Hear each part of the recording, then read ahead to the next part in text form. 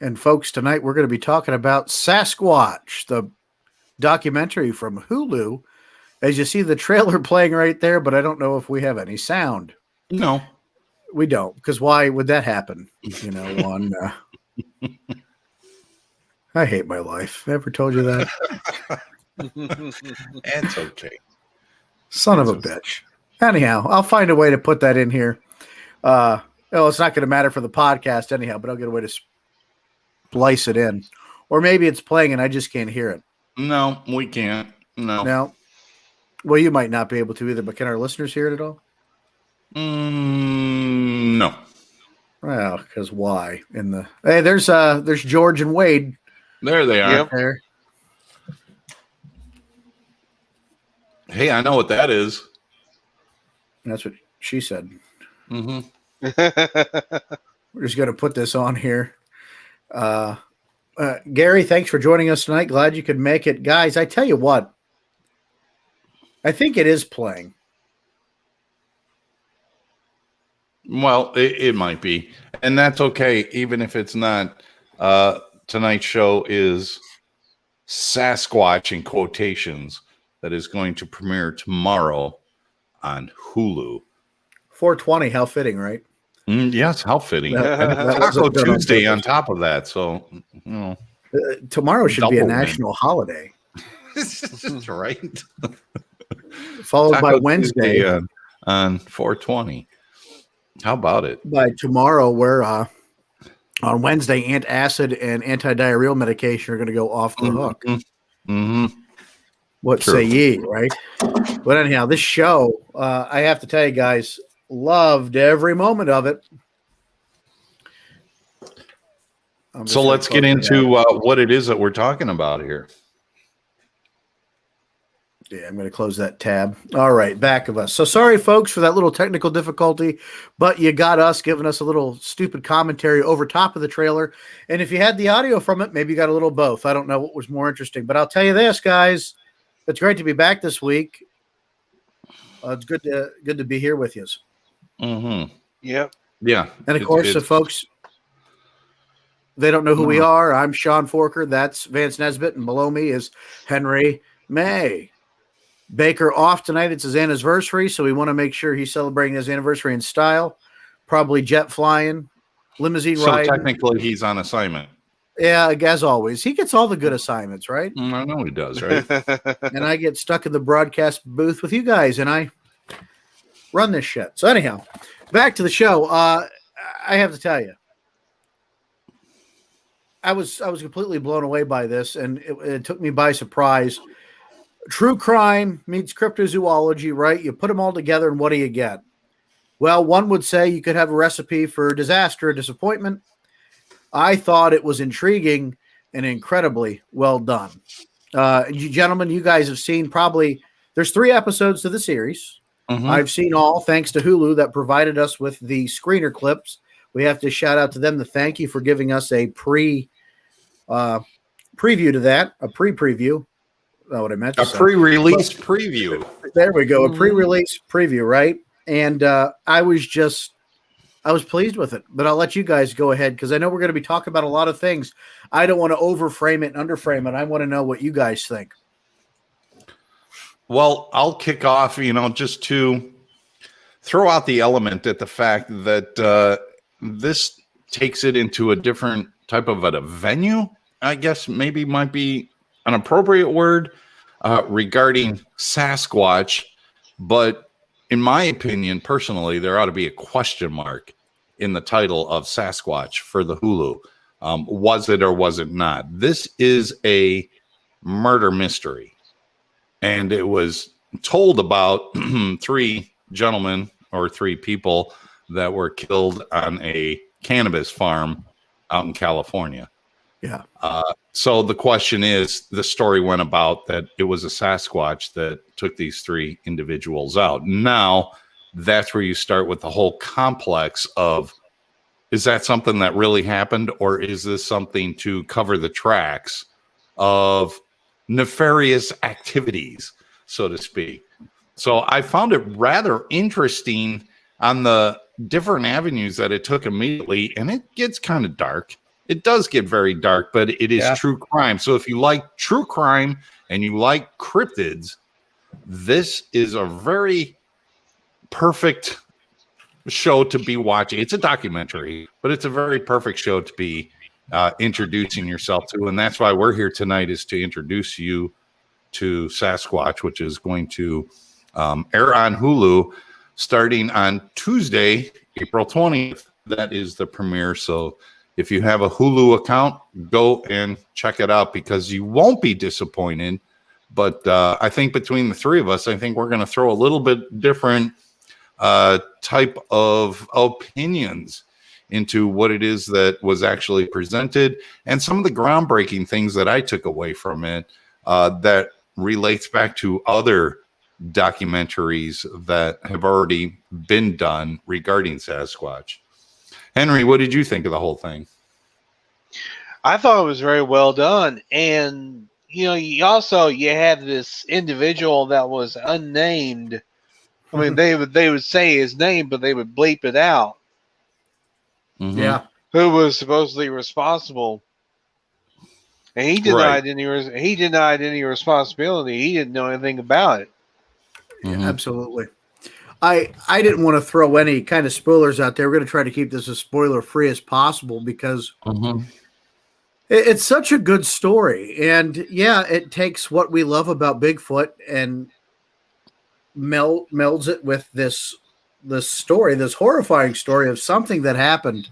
You know, at the end of the day, whether it was a Sasquatch or not, 3 guys get torn apart by something out in the middle of this pot field. And it shakes these guys that observed it so much that it sets up for this whole adventure that we go on through these 3 episodes. And I have to tell you, it gets interesting. It weaves, it ebbs and flows through very different avenues that it could take. But I think where you end up, you're a little shocked, but it's makes a lot of sense. And how Bigfoot gets woven in through that story, it was just really good storytelling, right? And I think we have to let it there. Some of that storytelling was impeccable. Well, you know, on so many of the podcasts or shows that are done regarding Sasquatch, there's always been the question of, well, has anybody ever been killed by a Sasquatch? Well, we wouldn't know. If they're dead, we wouldn't know. But this is really the first time I've seen a focus just on a single case where 3 individuals were technically, or at least whatever, theoretically, technically, allegedly torn apart by something. Now, being that it's the cannabis industry before cannabis is legal in the state of California, this goes back to the fall of 1993. So it's been 20 years. You know, it's possible. Who's to say that it's not possible? And that's what the whole thing focuses on is, look, you're in the forest, you're in California. There's so many reports. Sean, I think you brought up earlier in the pre-show of how many reports came out of that area of just witness that actually reported. And that does not include how many witnesses have seen something without actually reporting it. So there is a plethora of sightings. Do you have the numbers of how many reports there were from that area? I do, and Henry, you'll appreciate this. There were 79 sightings in the Emerald Triangle region of Humboldt, Trinity, and Mendocino counties.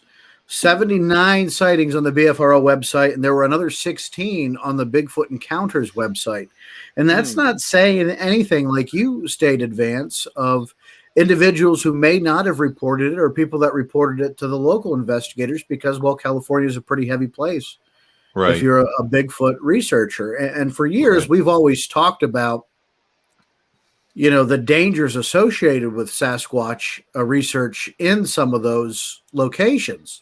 And then we go and have a story like this. It happens in 93. Now, keep in mind, in 1993, I was young. I was very young. So I wasn't Yes, quite so on the was I. scene at that point with these, but just to think about how many, and at that time when you're listening to, the guy that put all this in motion, David Holthouse, he's the investigative journalist that's working on this, and he's no stranger to the tough situations if you go and follow his story. But even in the 1990s, like the legends of Bigfoot are prevalent in that area, So, to the point you even have, the Patterson Gimlin film comes from that location, in the late 60s. Right. No, and I think that really kicked off a lot of the interest and the concern about maybe there is something in the woods. But again, the entire documentary, like I said, it's titled Sasquatch, but maybe it should have a question mark after it. Again, that's a personal opinion, but was that what was actually definitive in what created this mystery of these three individuals that have been killed on a pot farm? And again, it's all speculation. It is all speculation, but it makes it so much more intriguing that the documentary will focus, especially with who I call probably the most listened to people in the field, like Dr. Meldrum, who's in the documentary, to give the aspect of the reality of the possibility of Sasquatch existence. Now, mind you, those that are involved in this documentary that actually created the documentary are pretty much agnostic. They would like to believe, but they're not close to believing, but yet they don't believe because they haven't seen it. And I think a lot of us are in that same genre that haven't actually had a close enough encounter to confirm to themselves, okay, this does exist. We have interviewed people on this show that have had that experience, and it's changed their life, but everybody has to have their own personal experience. And unfortunately, you can't go to the zoo to go see a Sasquatch and say, well, yeah, clearly they do exist. So to have this murder mystery, and I will just classify it as a murder mystery because, hey, murder is just the killing of the human being, right? Male, female, child, whatever. Well, not whatever, but male, female, or child. If it's killed, it would be considered a murder, correct? So yeah, you're not. Let's clarify. Let's clarify. You're not insensitive to murder. Okay? No, not at all. I'm gonna throw that out there. Not at all. Not at all. But I found it interesting that, and I'm going to throw a couple of kudos out there. The gentleman by the name of Josh Rofe, who did this film, was introduced to the whole idea of Sasquatch from one of his executive producers going, hey, wow. And they were in production of an entirely unrelated documentary at the time. Totally unrelated to cryptids, monsters, anything. This was just true crime that they were doing. And he was introduced, the director was introduced to Sasquatch Chronicles and some of the stories that were involved there from witnesses that had certain encounters. And the director really kind of drew back, said, wow, some of these stories are so compelling that he believed that whatever the witness experienced, he believes they experienced something. He's not going to say it was a Sasquatch, but he totally believed it. And so this gentleman who introduced him to this said, or actually, I'm sorry, the director of the documentary said it would really be kind of cool if there was such a case as like a murder mystery revolving around a Sasquatch. And that's how that whole thing started was, well, I've got somebody to introduce you to, which was David Holthouse. And pretty much David himself is really kind of the focal point of this entire documentary because he's the journalist that actually stepped into places where film crews can't go and was able to contact people in the cannabis industry that takes place in the forest lands of California.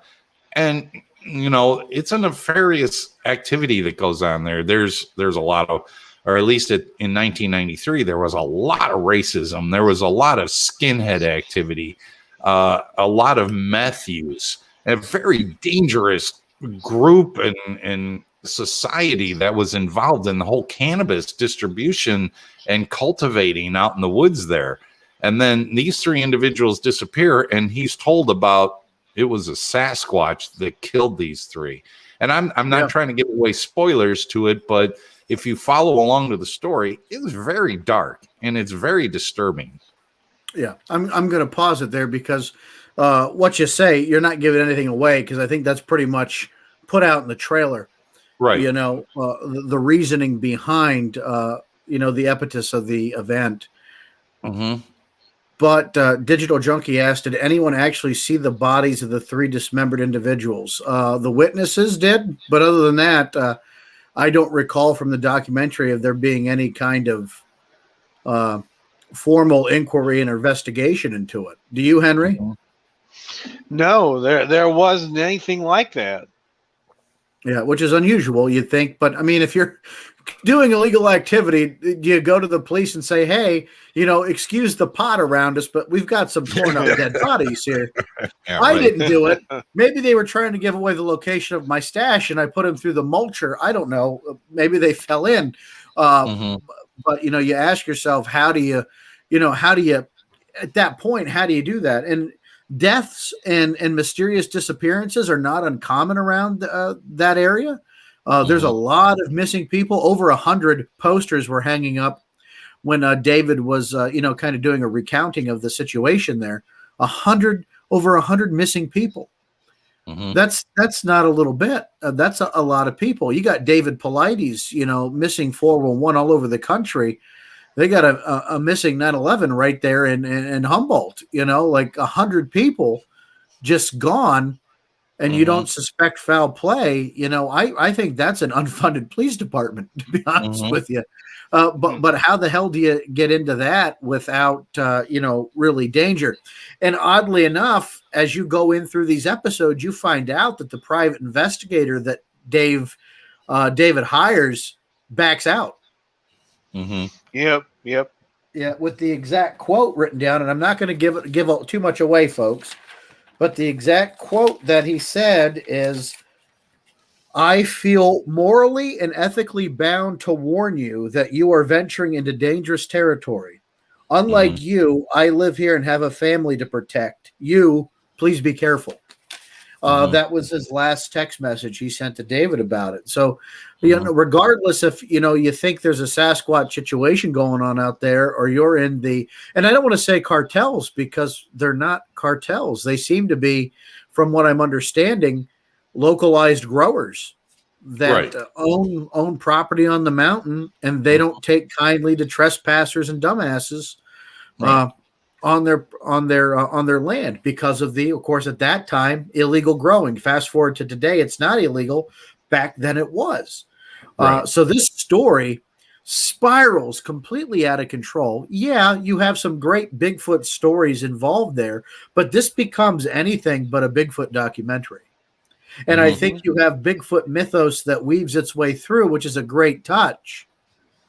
But I left it very pleased, but I did send the producer saying this may piss off a lot of Bigfoot people, not Bigfoot people, but Bigfoot research people. Cryptid researchers, but you have a hell of a story you just told, and it was top notch.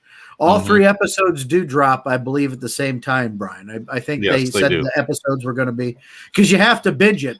If you're like me, I only wanted to watch the one episode to get a taste, but by the time I was done watching the one episode, I needed to be there. Like, when you talk about something that draws you in, and I'm just looking at our clock to make sure I'm not sucking in too much time. No, I wrote some thoughts down on it, and I got a lot of notes, guys. I was prepared for this tonight and everything. That's because I love you guys so much. Look at that, pretty. Wow. Okay. Yeah. I do it to take the edge off you guys, because I can't let you have all the fun. But from a cinematography standpoint, the visuals are just lovely.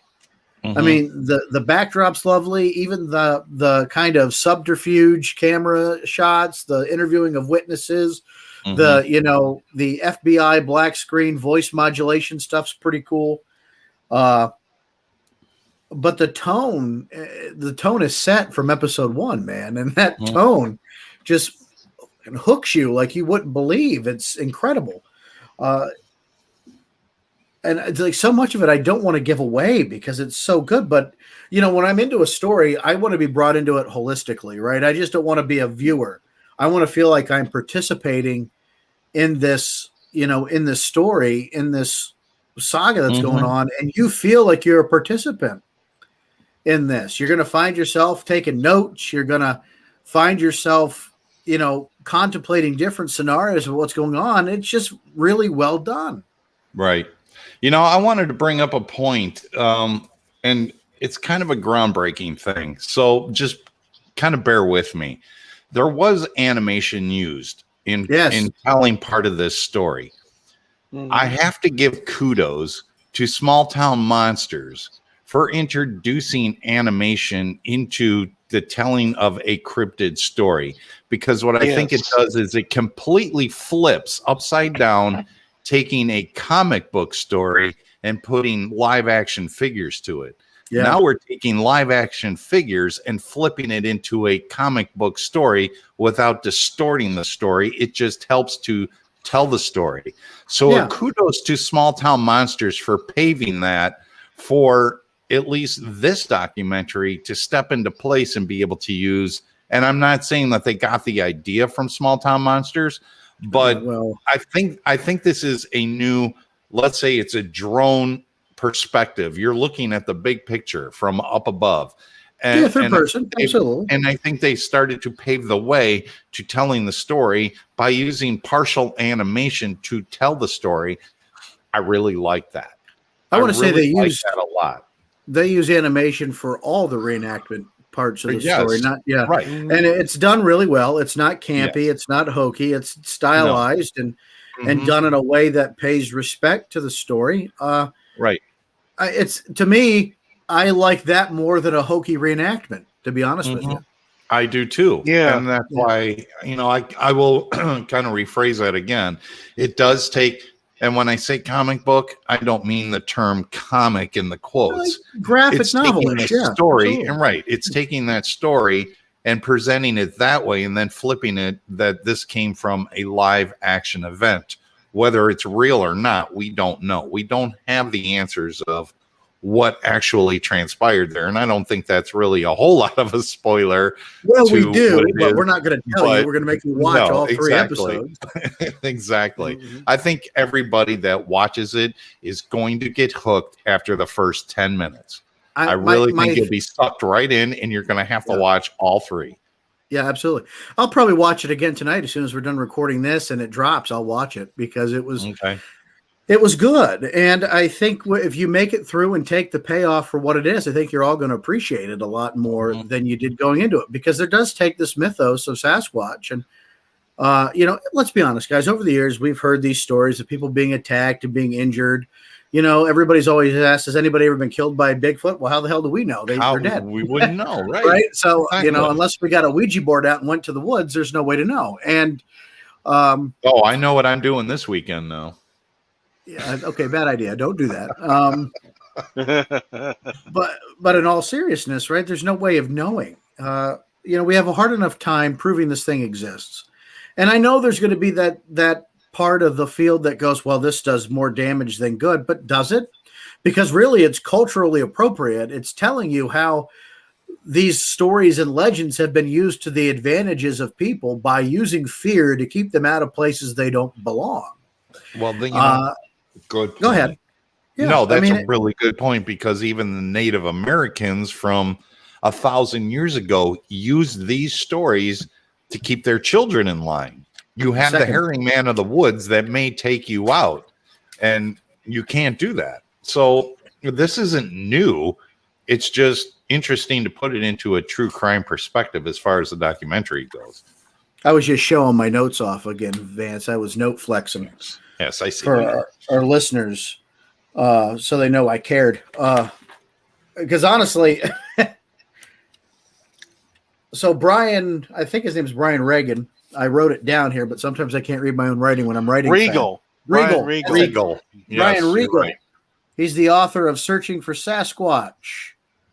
We became fearful as an evolutionary coping mechanism, hardwired into the human psyche. And we've talked about that in the show in the past, how like does this fear of these beings or entities, whatever, is it DNA engraved? And how long does something have to be a memory or a trait before it's passed through genetically?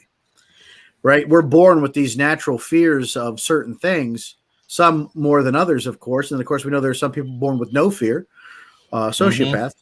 But I'm using that jokingly. But no, it's true. But it takes us into that line of thought that through legend and folklore and mythos that we have been told for so long that the boogeyman is out there to get us, or something's going to hurt us, the Wendigo, stone giants, whatever, stay the hell out of these areas. Why wouldn't the pot growers and them take advantage of that even further?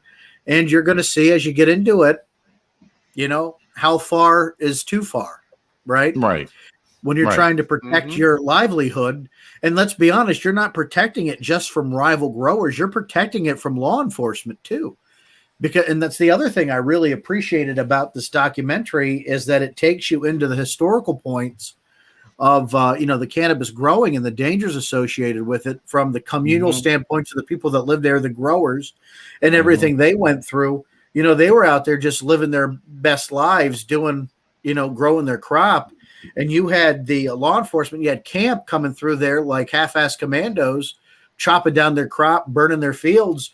And it's not like that was, it was the frat boys, stash. That was their livelihood. You're talking about hundreds of thousands, if not millions of dollars of weed that has just been set ablaze. And that's those folks' livelihood. So not only did you just, ruin their crop, but you just took food out of their mouths and off their table for who knows how long.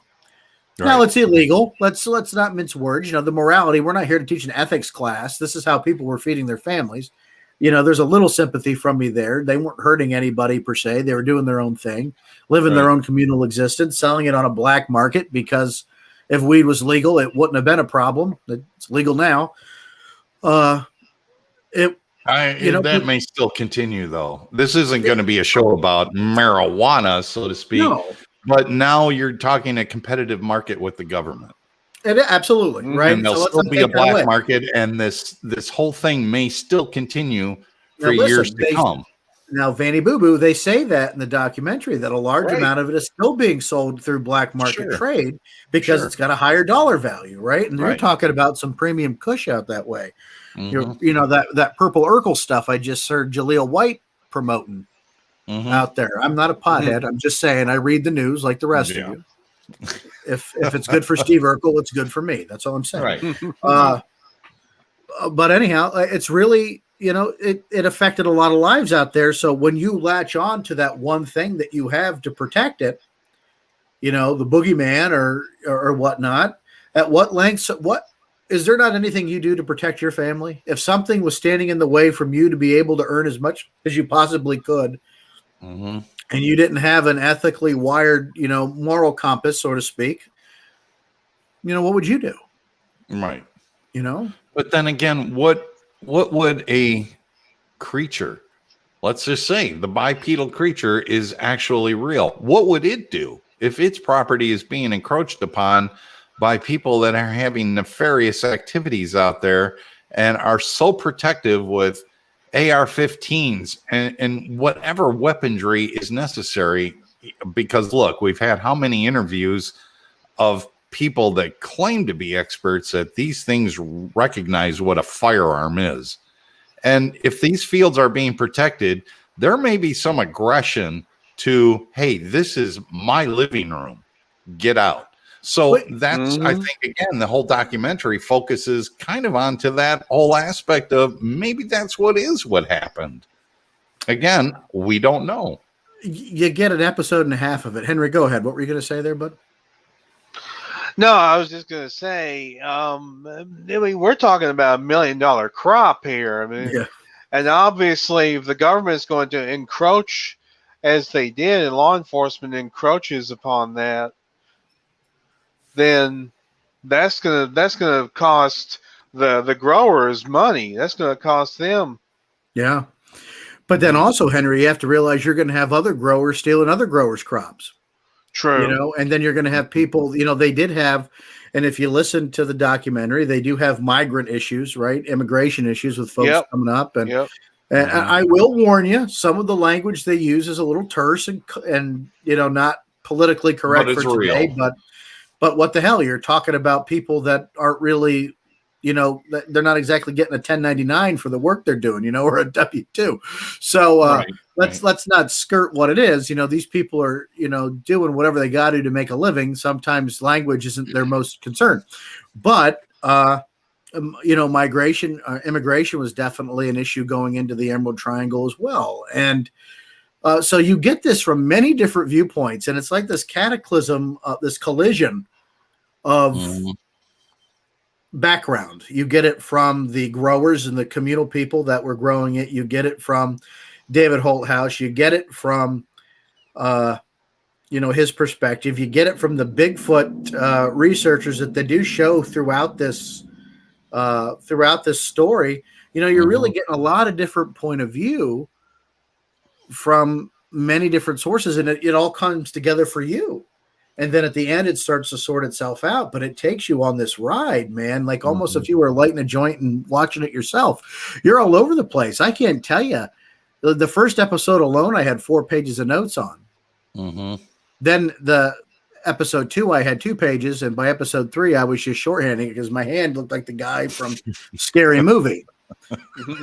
So but I could have went all day for note taking because there was so much information. Like, Henry, I appreciate everything you do for us in the background as the archival guy and the historical guy, that damn Bigfoot encyclopedia. Because after 3 episodes of this, I was ready to tap with the information, but by God, they drop an awful lot on you, but it's all good, right? How'd you feel about that? You watched all 3 episodes as well. So without I did watch all 3, and it was very well done. I thought that the production values were very good, and I thought that the story was pretty cohesive. Sort of an unusual story. I mean, you have this reporter that hears that a Sasquatch killed 3 immigrants. Yeah. Right. So, funny story about that, guys. When I was with Seth Breedlove and Cliff Barrickman and the 2 Mikes from the Ohio Night Stalkers out at Bigfoot camping weekend that Eric Altman put on out here in Pennsylvania, briefly, we talked about some of the dangers associated with, running into, pot growers and, other unfavorable elements out there in the wilderness. And I think somehow we got in that conversation when it came to personal safety, I think was the impetus for us to have that conversation. And even Cliff was, saying it's a real deal, real danger out there, right?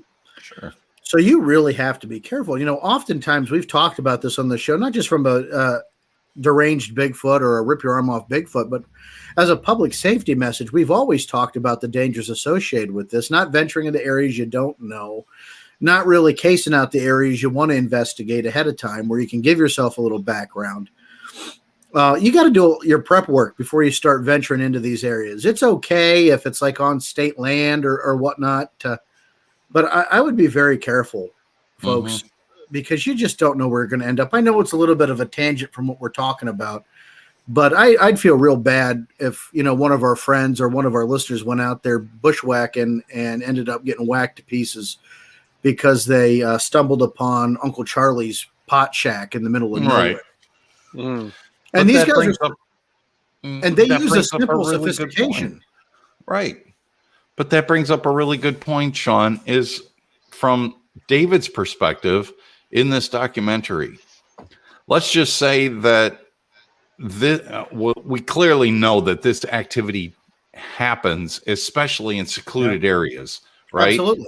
So now, even if you have just a random, family that's hiking through the woods that wants to go off trail a little bit and stumble into this, what would be something that you could use to deter them? Well, maybe something to deter them is, hey, look, there's a bipedal creature that lives out in this area here that is very aggressive and may tear you apart. Now, mind you, I'm taking that from the perspective of somebody that may be using the product and trying to convince others, look, this is the message that you need to send out.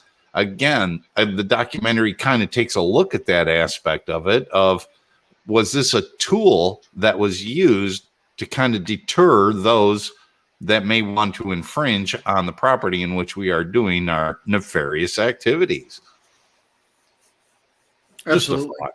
Yeah, just a thought. No, I think as we move through this, right, we go through the show, you find out that there's, an awful lot of intrigue going on, not just with this, but the lengths David has to go to get some background on this. What the hell happened in 1993?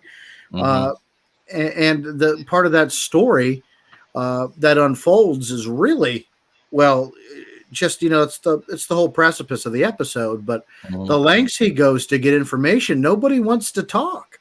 And the people that do talk, you got to wonder what their motives are, and if they're not just as shady as the people that are may have perpetrated the Sasquatch attack, or if it was a Sasquatch attack, So there's definitely some.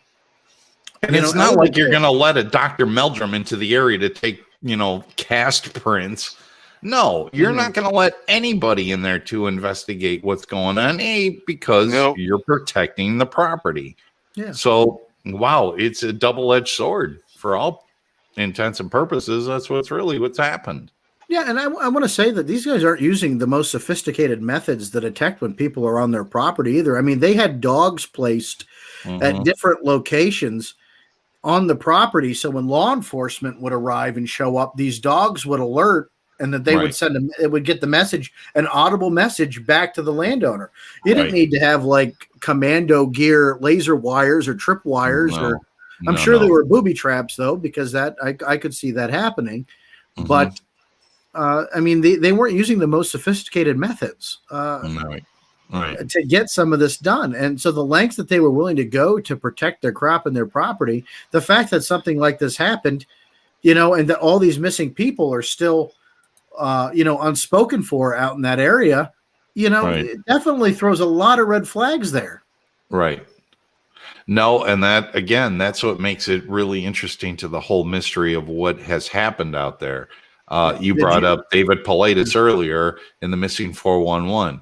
It may be something just as mundane as you're knocking somebody off to get them off your property, and hey, you buried the body on the property. Who's to say? Yeah. But yet the body just has no trace evidence as to what happened to it. So now you kind of lean into the paranormal a little bit if you're in the cryptid world. It may be something much more mundane than that, than just protecting the property. Any trespassers that come on here, you're done. Who's to say? But then again, there's so many Sasquatch reports that come out of that area that it's just, you're left with this. Wow, it could be 50% Sasquatch. It could be 50% nefarious activity. I know I use that word an awful lot tonight, but I don't know what else to describe it as. Criminal. Criminal activity. Right. Right. So did you see the message from Digital Junkie over there on Twitter? It says, let's say it's true.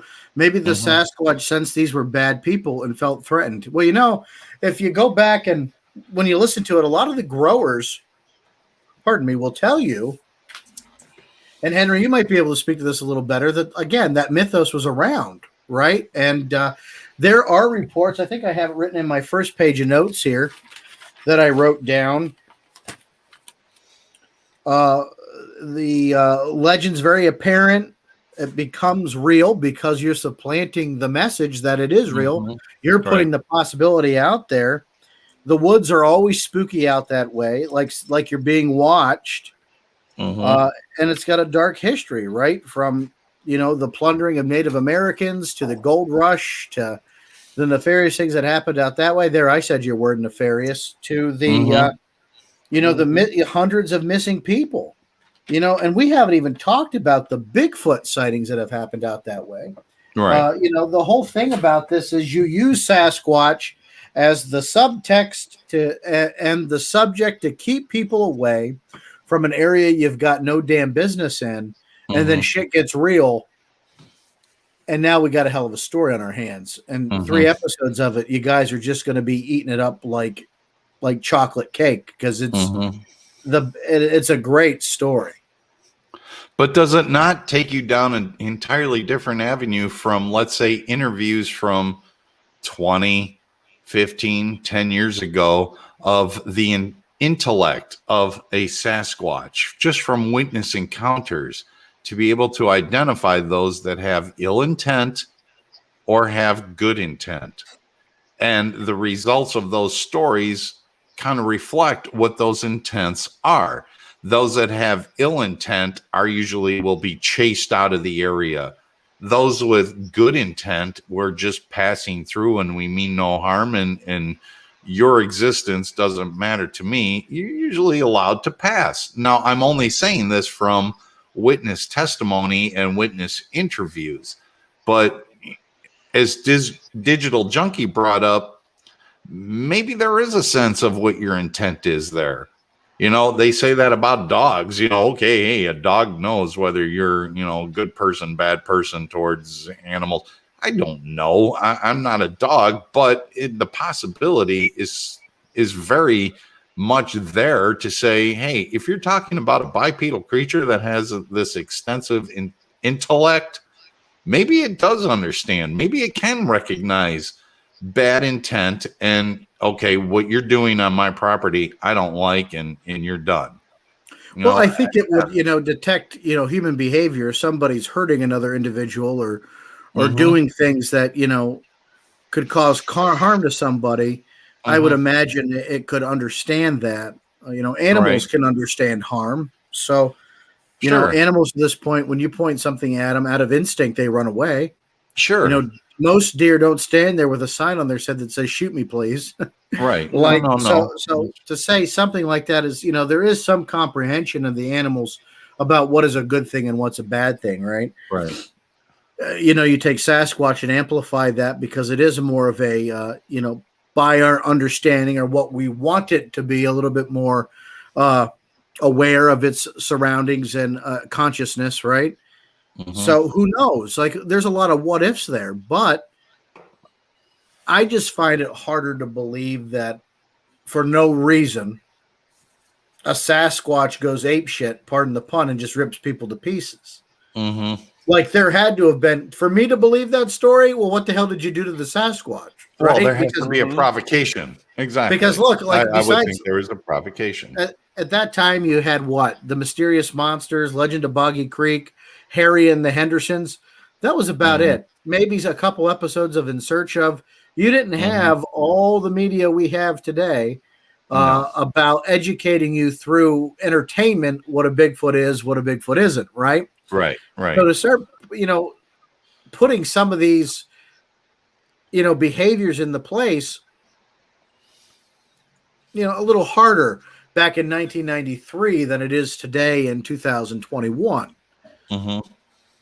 No, that's a very good point. That's an extremely good point, actually, because the culture has changed. Just because of technology, the culture has changed.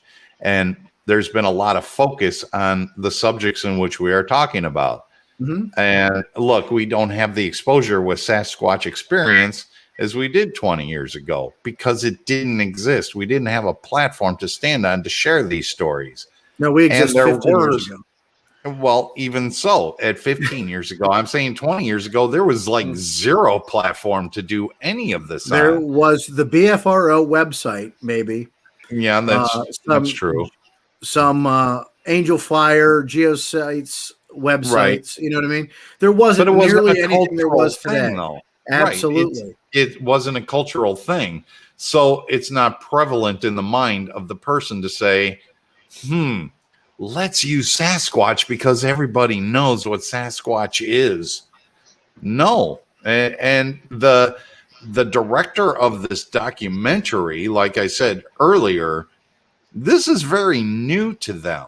They have not been involved in the Sasquatch community at all until they started this documentary, because it was introduced to them through a few stories through Sasquatch Chronicles, and then the introduction of David Holdhouse and the story that he had.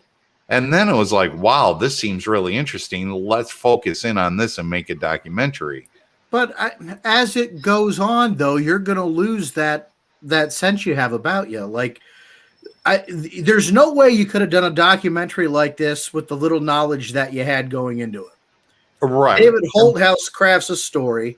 These producers, they took some time to write this. So maybe going they did. into It took them 2 years. Yeah. So going into it, maybe years. I could buy the I don't know much, but like you spend a week and a half, and I'm sorry, motherfucker, you're spending you're spending your time writing this for the last 2 years. Don't piss on my leg and tell me it's raining. You've had 2 years now to go through and back this stuff up. So if you wanted to elevate your story more, you really could have done that. No, that's very true. It's not my whole point was when they created, when they decided, and when I say they, I'm speaking of everybody from the executive producer to Joshua who directed this. They were introduced to this and they said, wow, this is amazing. Let's do it. They were not familiar with this whole Sasquatch community as it is today. So as they produced this over the last 2 years, their reflection back is, wow, this whole Sasquatch community is really drawing us into maybe there is something out there, and it's addictive. It is kind of addictive to learning what this whole thing is all about. But they didn't come into it as a Sasquatch community to begin with and then create this documentary. This was something new to them when they started this entire production altogether. And I understand what you're saying, but at the end, it doesn't match. Because it becomes, in this particular instance, it's a lot more convoluted. Without giving it away, because it may piss a lot of people off. Right. It's not a Bigfoot story. No, it's not. Right? So you go through with David Holdhouse, and we really haven't spoke a lot about him while we're talking about this, because I'm trying my damnedest to not give this away, because I really want folks to go and watch it, which is why I think I'm getting a little bit more pissed off, because like at the end of it, the Bigfoot part of it becomes irrelevant. It's just the story. It's just the story, which you brought up a really good point in the pre-show about Camelio. And if anybody is familiar with the story or haven't read the book Camelio, it's one of my favorites. It is absolutely on the top of my list of one of my favorite stories. And it totally sets the same type of tone as what this documentary does. And I don't want to get into Camelio because it's an entirely different show. And Sean and myself already interviewed the author of the book. Actually, Sean did. But that is an amazing story. So if this intrigues you and you watch this documentary, which I highly recommend that you do, watch it, because I think by the time you're done with it, you're like, wow, this is a wonderful, mysterious world in which we live in. I want more. Camelio will take you down kind of the same tone of avenue, but it's not Sasquatch related. You're going to get a taste of this. Okay. Hey, look, our old buddy Billy Willard. Hey, Billy Willard. Hey, man, Billy. There's a guy we haven't seen in forever. I love Billy. Miss him. The old host of Sasquatch Watch. Our good friend Billy Willard down there. But Camelio is going to take him on a whole nother ride in itself. I know we didn't want to do a tangent, but you get a chance to check it out.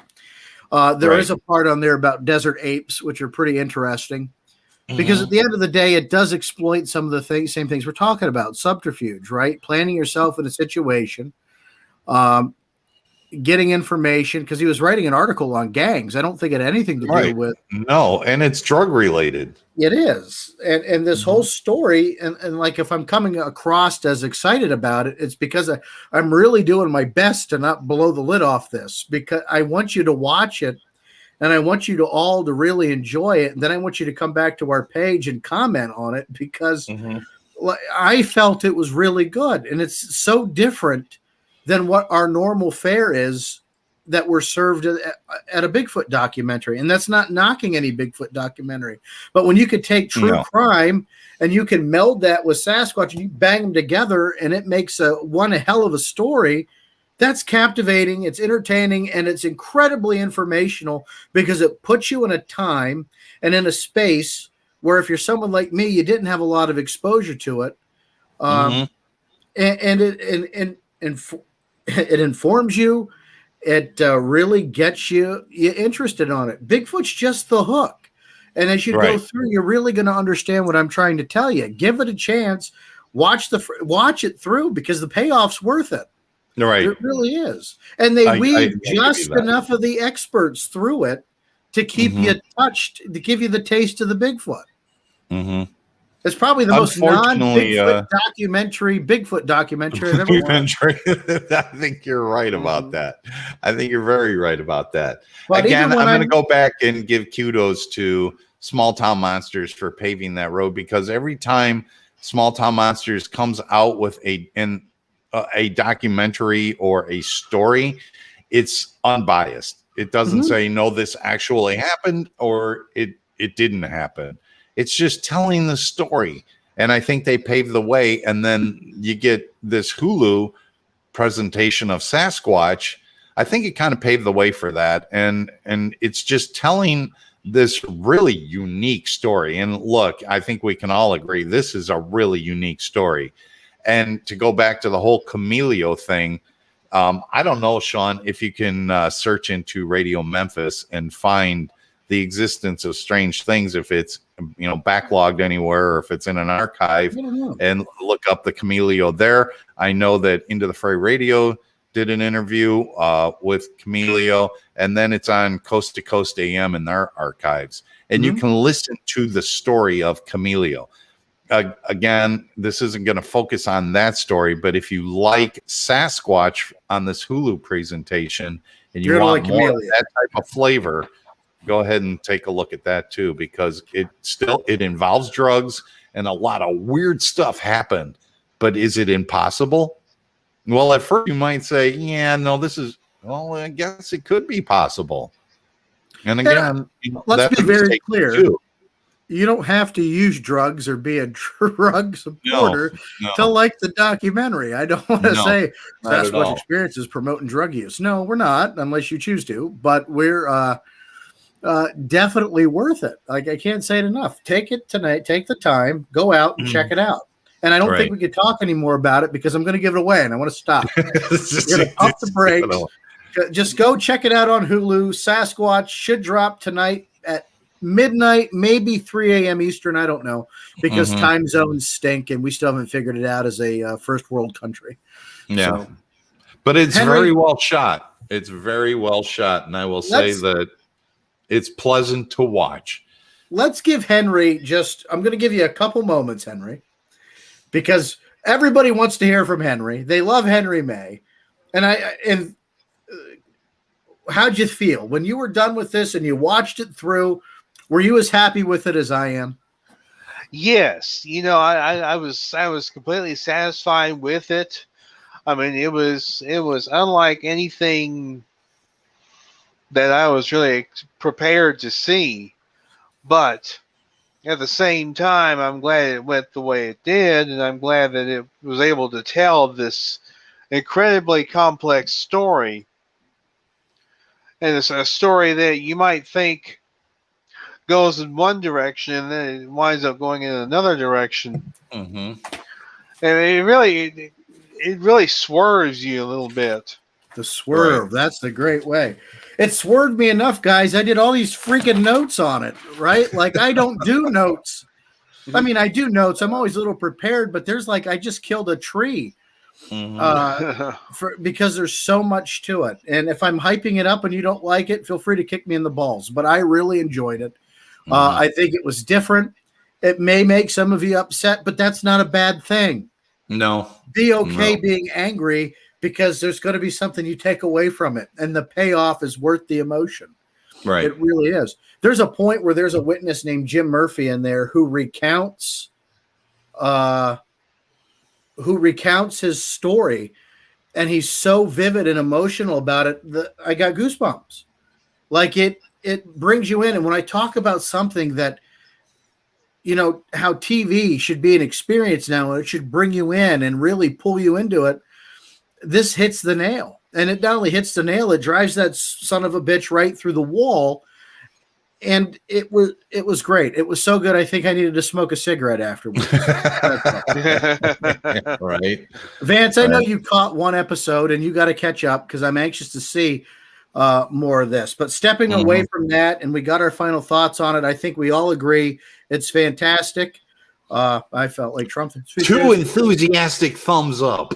Right. And that's all we're going to say on it. Next week, because we are coming back next week, because we had to shuffle the schedule around, we have Todd Neese coming back on from the American Primate Conservancy, our good friend Todd Neese, who was on with us over a year ago.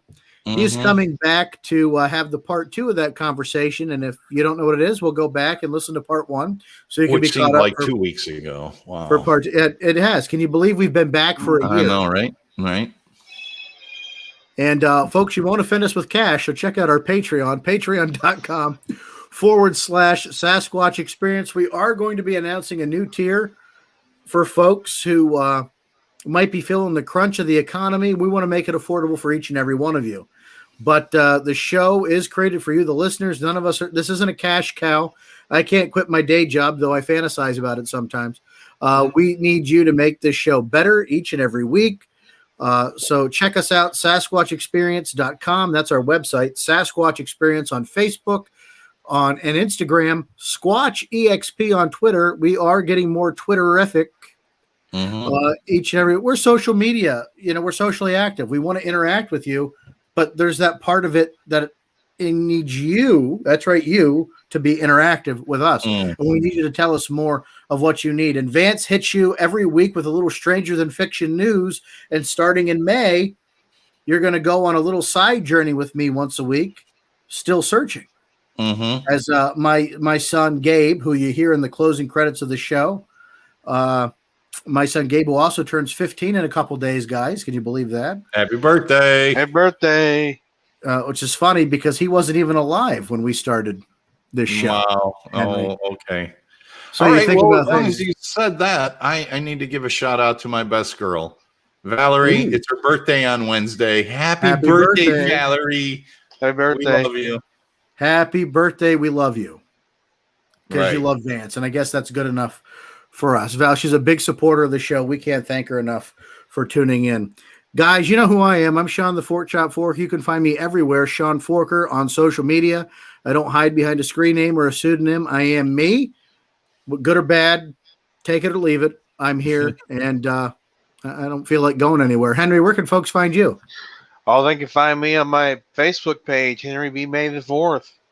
But there you go. Keeps it simple. And Vance, Vinny Boo Boo, where are you? I'm actually located behind this blue microphone right here, but you can always find me on Facebook at Vance A. Nesbitt on Facebook or Vance_Nesbitt _NRML on Instagram. And of course, I will be posting just for a short period of time a little bit of the Sasquatch Experience news, which is actually entitled Stranger Than Fiction. And so we'll date it, and it's in a little bit to intrigue you to come over to the Sasquatch Experience and get a little bit more out of the Facebook page and more content as to what the news is actually presenting you. This week, we actually talk about chimps and human embryos, which are currently in a petri dish, and they're doing this and infrared light that the human body gives off. So there's a lot of interesting stuff there. So and there was the answer to the second. Hey. There's the answer to the second greatest mystery of all time. Yes, Henry wears pants when he does the show. Yes, he does. Congratulations, Henry. And and folks, I saw Vance's birth certificate, and the A does stand for asshole. Yes. So that's the thoughts we're going to leave you with tonight. Thanks for listening. We hope you enjoyed it. If you didn't, there's always next week. See you later, everybody. Thank you.